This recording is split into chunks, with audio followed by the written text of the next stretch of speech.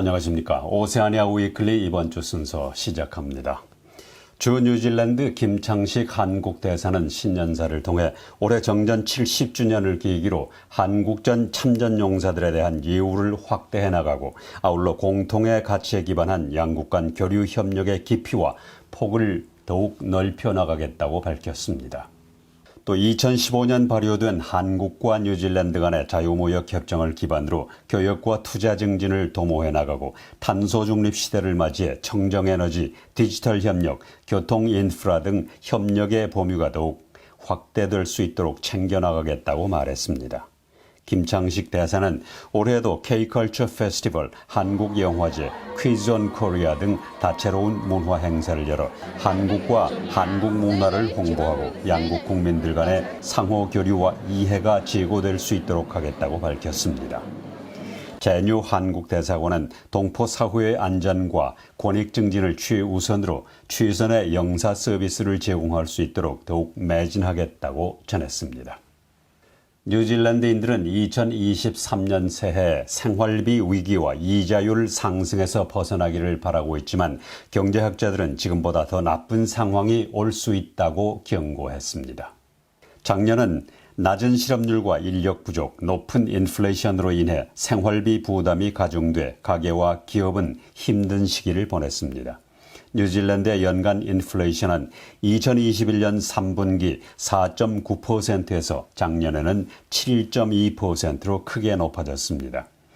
경제 분석기관인 인포메트릭스는 올해도 인플레이션이 계속될 것이라고 예측하고 그러나 지금까지 코로나를 통해서 길을 찾았던 것처럼 이러한 도전을 극복할 수 있는 방법을 찾을 수 있을 것이라고 말했습니다.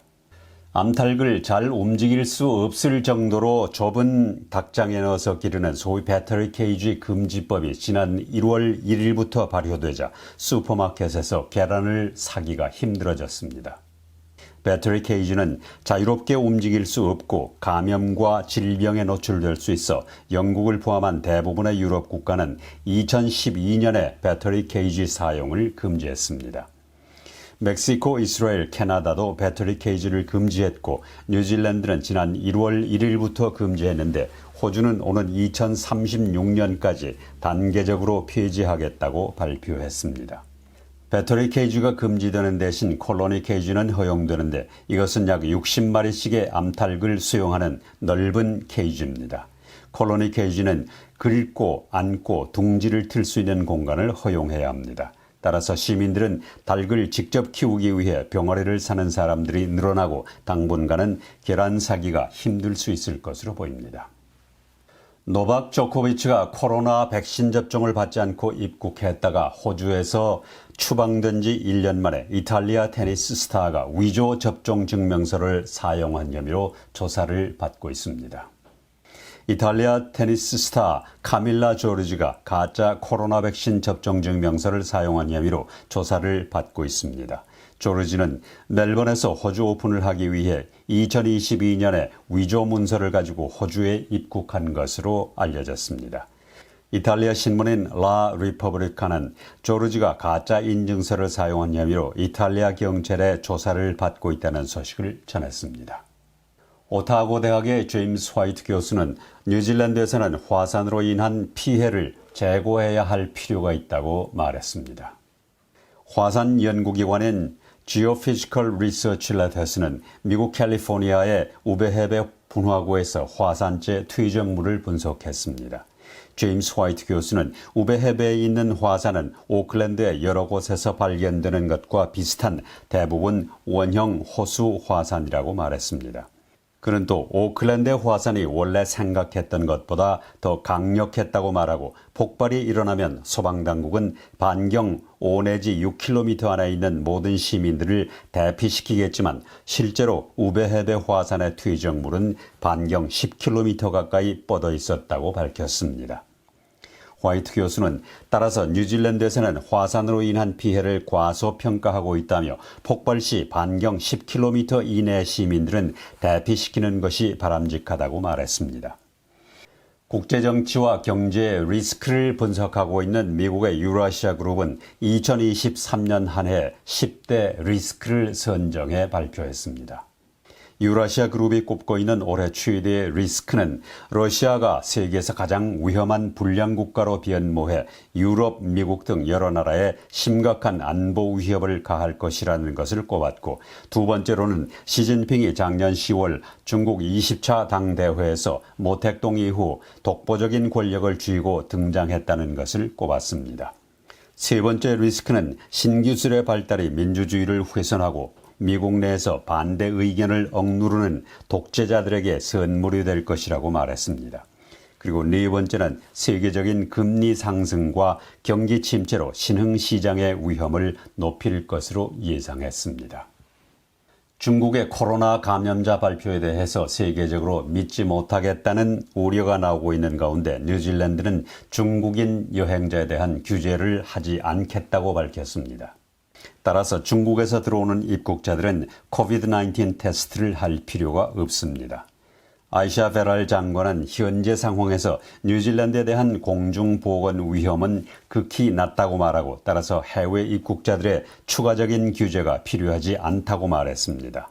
아이샤 베랄 장관은 BF7이 중국에서 널리 퍼진 변종이며 BA5 오미크론 변종에 대한 경험이 있는 뉴질랜드와 같은 나라에서는 심각한 발병을 일으키지 않고 있다고 설명했습니다.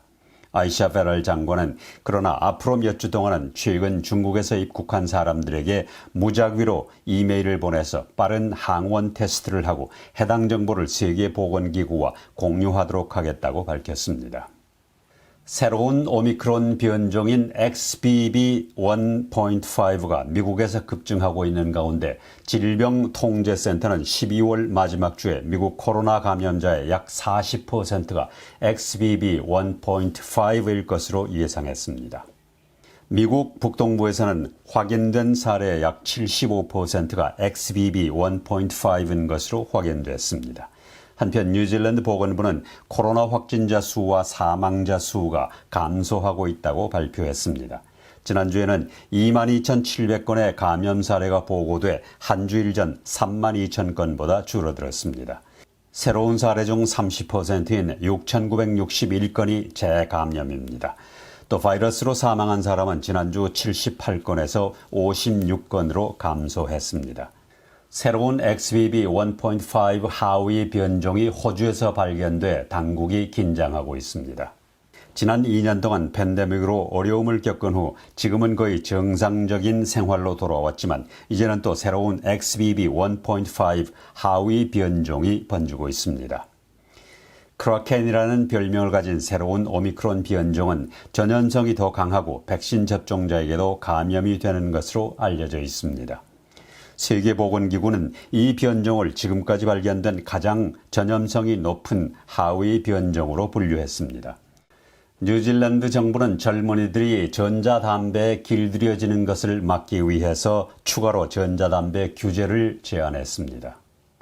아이샤 베랄 보건부 차관은 최근 청소년들의 전자담배 흡연 비율이 높아지면서 정부의 추가 제재 규정에 대한 국민들의 의견을 듣고 있다고 말했습니다. 아이샤 베랄 차관은 전자담배는 담배를 끊는 데 도움이 되지만 아이들이 바로 전자담배를 시작하는 것은 좋지 않다고 말했습니다. 뉴질랜드에서는 18세 미만 청소년들에게 전자담배 제품을 판매하거나 제공하는 것은 불법입니다. 정부의 새로운 규제안에는 학교 근처에 새로운 전자담배 전문 소매상이 문을 열지 못하도록 하는 등의 내용이 포함되어 있습니다.